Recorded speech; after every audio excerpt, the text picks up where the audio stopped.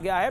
मेरे साथ बात करने के लिए डॉक्टर सुधांशु त्रिवेदी, बीजेपी के सांसद, मेरे साथ मौजूद है बीजेपी के प्रवक्ता, मेरे साथ प्रोफेसर अवनीजेश अवस्थी, जाने माने राजनीतिक विश्लेषक और संघ के जानकार, मेरे साथ रिजू दत्ता हैं, उनका अभिनंदन है, और मेरे साथ खालिद इब्दुल्ला साहब होंगे, उनका भी अभिनंदन है। मैं इस चर्चा की शुरुआत दत्ता साहब आपसे करता हूं।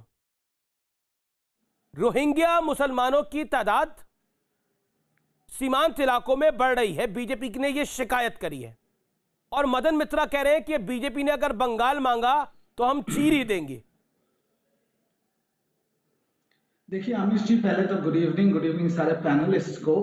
मैं इतना कहना चाहता हूं कि अगर बीजेपी वोटर लिस्ट में संख्या वृद्धि के लिए रोहिंग्या मुसलमान के ऊपर उंगली उठा रहे हैं, तो उनको ये समझना चाहिए और उनको इतना अकल होना चाहिए कि रोहिंग्या मुसलमान अगर होंगे तो वो बांग्लादेश से आएंगे, और बांग्लादेश से आएंगे तो बंगाल की जो सीमांत है वो बीएसएफ गार्ड करती है, तो वो खुद डायरेक्ट अपने बीएसएफ के जवानों के ऊपर उंगली उठा रहे कि उन्होंने अपना काम नहीं किया और बांग्लादेशी घुस गया भारत में।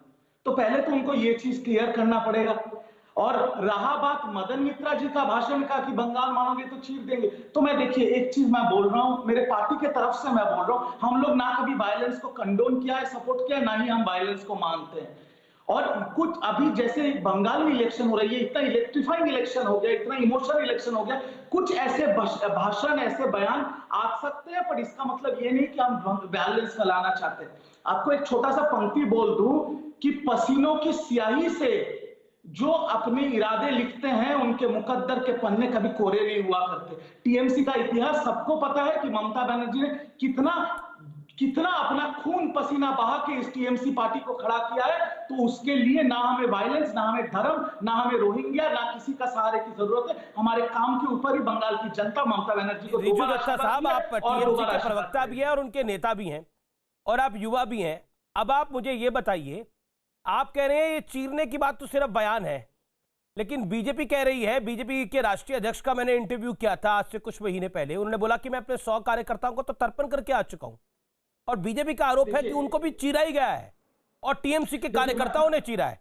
आपके नेता खुले में बोल रहे हैं वहां पर 100 से ज्यादा बीजेपी के कार्यकर्ताओं को मौत के घाट उतार दिया गया है। अब आप मुझे बताइए, ऐसे में इस वक्तव्य को कैसे लिया जाए? लोकतांत्रिक तरीके से आप चुनाव लड़े, हार जीत जनता निश्चित करेगी, लेकिन आप तो शुरुआत में कह रहे हैं कि अगर बंगाल किसी ने मांगा तो हम तो चीर ही देंगे बीजेपी के लिए। बीजेपी से आपकी सियासी लड़ाई हो सकती है, सियासी लड़ाई है, पर बात यह है ना कि ये जो डिविसिव और कम्युनल पॉलिटिक्स है, ये तो बीजेपी ने शुरू किया। आज जो आपके चैनल ने अपनी इंट्रोडक्शन बोला, वो जो गोली मारो स्लोगन है, यही कुछ ही अरसे पहले इनके ही युवा नेता, जिनको हम भी मानते हैं युवा आइकॉन है हमारे, अनुराग सिंह ठाकुर ने ही सीए के विरोधियों के लिए कहा था, उन्होंने ये स्लोगन उठाया था, और इसीलिए आज के युवा के अंदर में वो चीज जा रहा है। और दूसरी बात, रहा बात आप जी अमित शाह, और दूसरा जो आपने अमित, ठीक है, अब आपने रिजू दत्ता साहब आपने अपनी बात को रख लिया, आपको ओपनिंग रिमार्क्स के लिए भरपूर टाइम मिला, 3 मिनट, तो लोकतंत्र तो खतरे में नहीं आएगा इस बहस के अंदर कम से कम। डॉक्टर सुधांशु त्रिवेदी, उन्होंने बोला कि हम चीर देंगे, उनके नेता ने बोला, मदन मित्रा ने बोला कि चीर देंगे, टीएमसी के नेता ने बोला कि अगर बंगाल बीजेपी ने मांगा, तो आपके कार्यकर्ताओं ने आवाज उठाई कि देश के गद्दारों को गोली मारो सालों को, यह बोला गया। क्या आपको लगता है ये वाजिब है? देखिए, मैं ये कहना चाहूंगा, पहले तो भाषा की मर्यादा बना के रखनी चाहिए, आचरण की मर्यादा बना के रखनी चाहिए, हिंसा और अहिंसा की सीमा बना के रखनी चाहिए। परंतु बहुत दुख की बात है कि कम्युनिस्ट पार्टी के शासन में आने के बाद से जो पश्चिम बंगाल और केरल में इस कदर राजनीतिक हिंसाओं का एक संस्कृति हुई। उम्मीद थी कि ममता जी जब सत्ता में आई, जैसा कि मैं रिजू दत्ता जी की बात से सहमत हूं, वो तो भयंकर उस प्रकार की हिंसा का सामना करके आई। जब वो हम लोगों के साथ थी तो उन्होंने स्वयं बताया था कि एक समय में कम्युनिस्ट पार्टी के कार्यकर्ताओं और पुलिस वाले लोग उनको मृत समझकर चले गए थे, यदि उन्हें इस बात की आशंका होती कि वो जीवित है, चाहे छोड़ते नहीं। मगर उनके सत्ता में आने के बाद वही कल्चर। आप बताइए, जो हमारे राष्ट्रीय अध्यक्ष नड्डा जी ने कहा कि हम 100 कार्यकर्ताओं का तर्पण कर चुके हैं, चीर देंगे की बात, हमारे तो कार्यकर्ताओं को गांवों में टांग दिया गया, उनकी डेड बॉडी पेड़ के ऊपर टंगी मिली। तो ये सब तो एक यथार्थ है, और यह यथार्थ टीएमसी के शासनकाल में चलता रहा।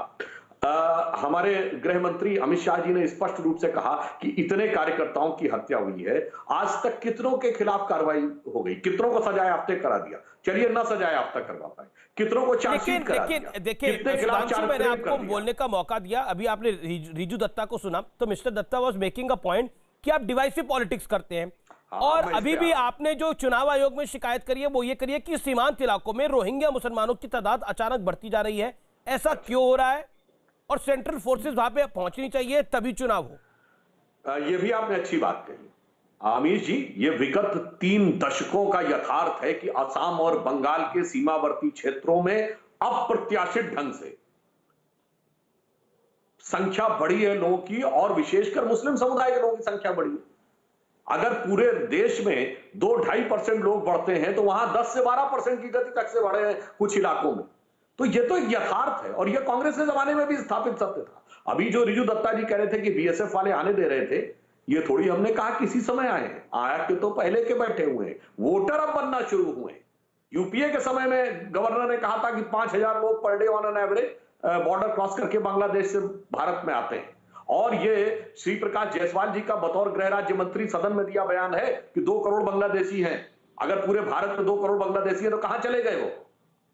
या उन सबका धर्मांतरण हो गया, सबका स्थानांतरण हुआ, या कहूं सबका वोटरांतरण हो गया, अब सब वोटर बन गए तो सब ठीक हो गए। और एक अंत में एक बात कहूंगा, ये जो चीर देंगे और खीर देंगे की बात है, अमीश जी आपको भी याद होगा और दर्शकों को याद होगा, ओरिजिनली ये नारा क्या था? ये नारा तो कश्मीर और